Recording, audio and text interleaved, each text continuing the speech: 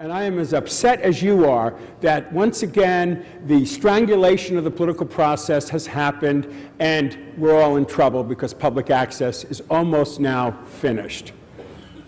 Los Angeles Councilman Bill Rosendahl is upset that the public channels in Los Angeles and elsewhere will be shut down as of December 31st.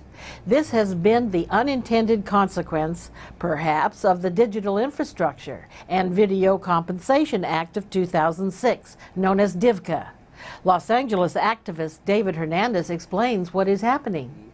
Because of the change in the state legislation from Fabian Nunez and Lloyd Levine, that it transferred the responsibility for public access and the authority to the local municipalities, and allowed the cable provider to just write a check, a 2% franchise fee, to the municipality and wash their hands of it. And that's exactly what's happening, is that rather than provide a studio, staff, equipment, where anyone with a passion for a particular issue could go in there, take a quick course in being a producer, and all of a sudden you have access to many individuals. That's over. Councilman Rosendahl agreed.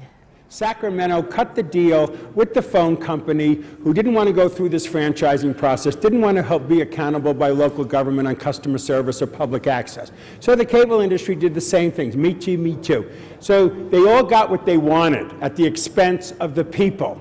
It is a terrible day when the new year begins that public access is pretty much destroyed. He sounds really concerned, but is he really? Mr. Hernandez suggests the termination of public channels could help the city's struggling bottom line.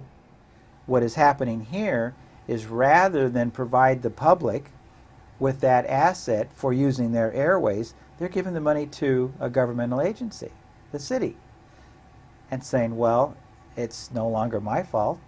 I wrote my check. And so now here we are with the city, and I think that's where the focus of our effort has to be, is that the city's going to get this 2% franchise fee. It is their obligation, especially not only in this spirit but in the letter of the legislation, they need to provide public access just as the cable companies did. The city looks at that 2% franchise fee, which could be in the millions of dollars, sure, as a new source of revenue, and while silencing their critics at the same time. It's a win-win situation for the city, but not for the residents of the city. It's a lose-lose situation. My only suggestion is that Channel 36 somehow, since we control that placement, get involved in public access. A block of time would go to public access, and that 1% money should somehow be put in a way in which we can have at least one studio, if not more, where public access producers can do it. LA's Channel 36 is a government-financed media outlet. Mr. Hernandez is wary about having public access controlled by city government. If the city then says to Time Warner, well, we're going to develop a new system, well, we'll use the current city channel, I guess it's 36. We'll use the current city channel and we'll allow public access on there.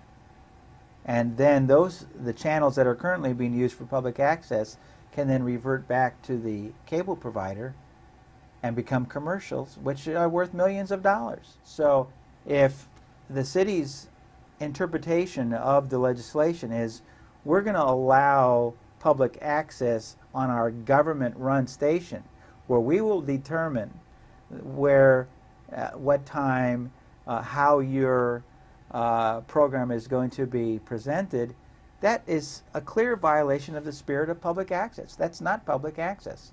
The power of the media to influence public opinion is well known, and that is why having a public channel that is not controlled by political officials is very important. Public access assures another voice in the community.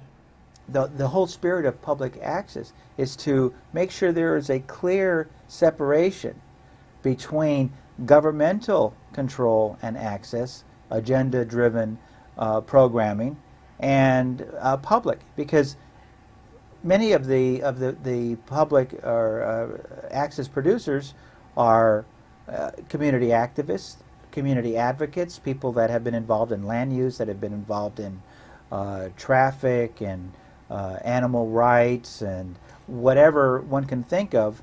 And usually the opposition or the resistance that they are up against is an elected official or a governmental policy or agency. So who should be concerned about the impending demise of public access and the public channels? Not only the producers that put on the show, but in reality the public, the viewing public that watches the shows. These airways belong to them as well. This is their public asset. It's not just those involved behind the camera or in front of the camera. It's those that are involved on the other side of the screen watching what is coming in. This is your asset that we're talking about. And so there are safeguards that have to be in place not only for producers and those on the show, but also for the public at large. What should we do?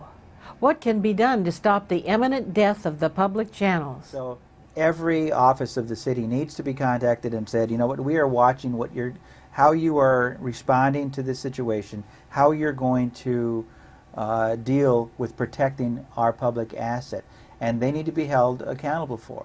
Full disclosure is currently being viewed on over 40 cable access systems throughout California, and our very existence is being threatened. We are providing a special page on our website where with one click, you, the viewers, can send an email to the mayor and all the Los Angeles City Council members to urge their attention to saving our public channels. Please click on the link below and help us fight to protect this important public asset.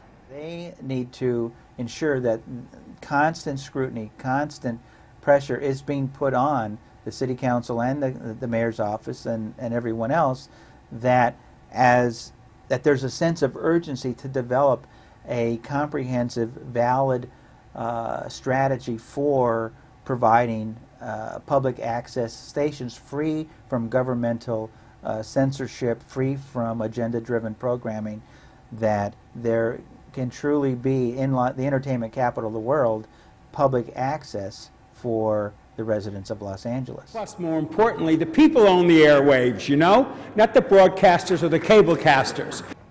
The eyes of the nation are now looking at the city of Los Angeles. Hearings are taking place in Washington, D.C. to discuss what is happening to our public access channels. Legislation similar to what passed here in California last year is now pending in 8 other states.